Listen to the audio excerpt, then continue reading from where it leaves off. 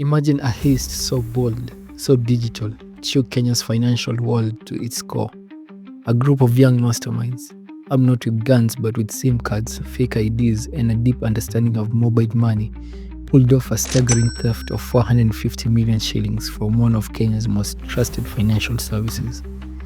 Fuliza loan theft syndicate.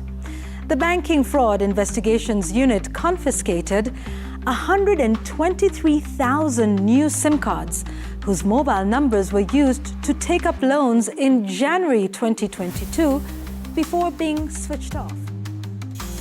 Welcome to the craziest Kenyan heist ever, the Fuliza heist.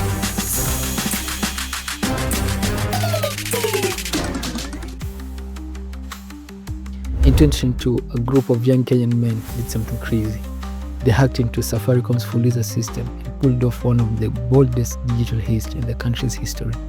The wildest part, they weren't old school gangsters, just smart Gen Z guys with laptops, Wi-Fi, and a free time. This is the story of how they pulled it off, how they ran away with millions, and how it all came crashing down. Trust me, you've never heard a Kenyan story like this one. Let's start from the beginning. What is Fuliza? Before we talk about hacking, we need to talk about Fuliza. If you live in Kenya, you probably already know it, maybe a little too well. Fuliza is a service by Safaricom. It helps you finish a transaction even if you don't have enough money in your M-Pesa. Basically, it's a digital loan. Instant, no paperwork, no waiting. Let's say you're buying milk for 100 shillings, but you only have 20. Fuliza covers the rest and you pay it back later. Sounds helpful, right? It is. In fact, millions of Kenyans use it every day. Like millions. We're talking billions of shillings moving through this system. That's why it became our target. To hackers, Fuliza looked like a giant, juicy ATM, just waiting to be cracked open. But who could be crazy or clever enough to try that?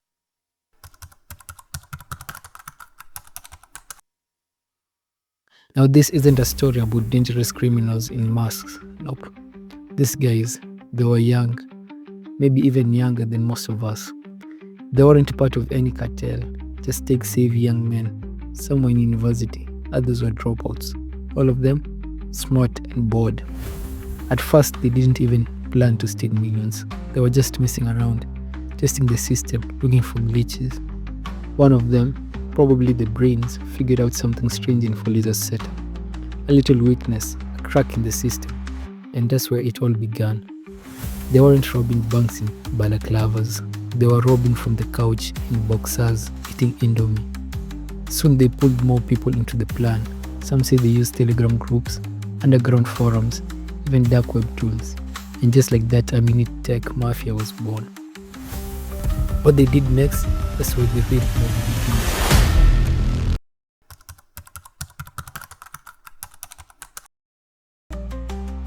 The plan was simple, but also genius.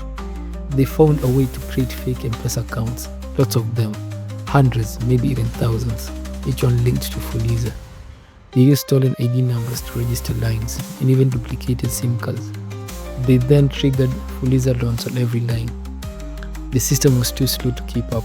The hackers took the money and moved it before anyone noticed. But they didn't stop at one or two lines. They built scripts, little programs that could run the whole thing on autopilot. Money was flowing, fast, like a digital river of free cash. The total stolen amount, a jaw-dropping 449.6 million shillings. That's nearly $500 million.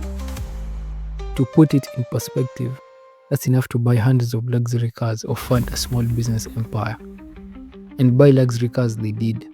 Investigators found that the suspects splurged their ill-gotten gains on high-end vehicles and motorbikes. Assets so flashy they couldn't explain how they afforded them, especially since none had filed tax returns in years. At this point, even the DCI was probably scratching their heads like, how is money leaving and no one's paying back?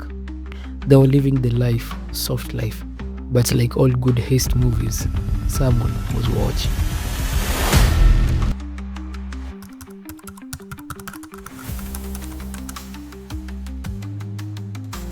One day, Safaricom noticed something strange.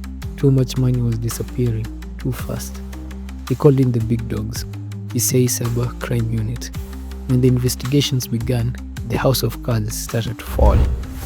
The police launched a crackdown, raiding homes in Nakuru and Kitale, seizing laptops, routers, thousands of SIM cards, Safaricom registering machines, and even vehicles linked to the suspects.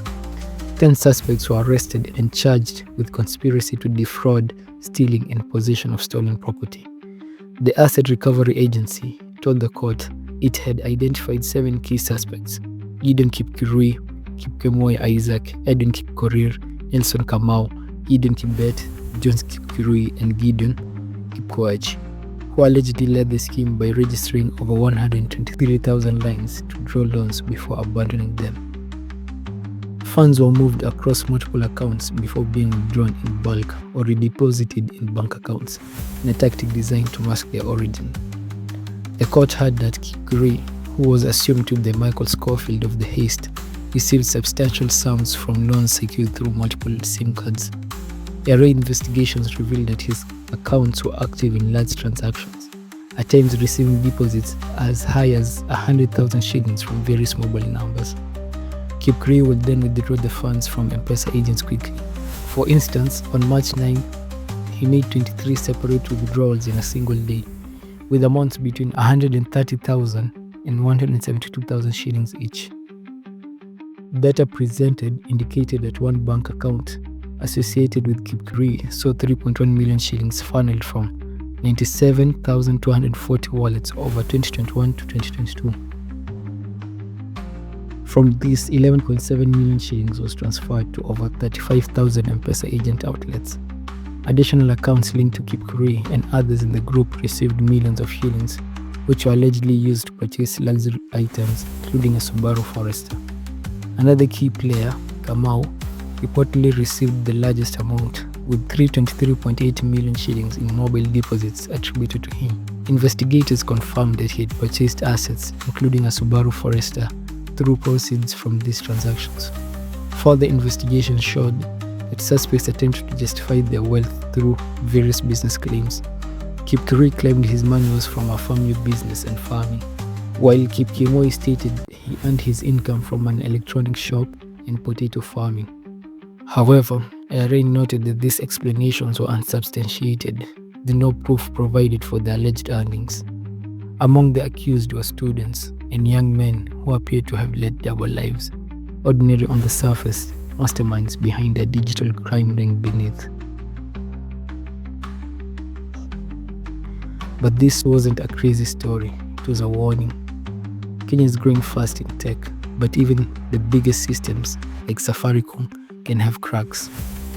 These young hackers showed that our digital future needs more protection, more security, more awareness, and maybe, just maybe, more chances for young minds to use their skills for good.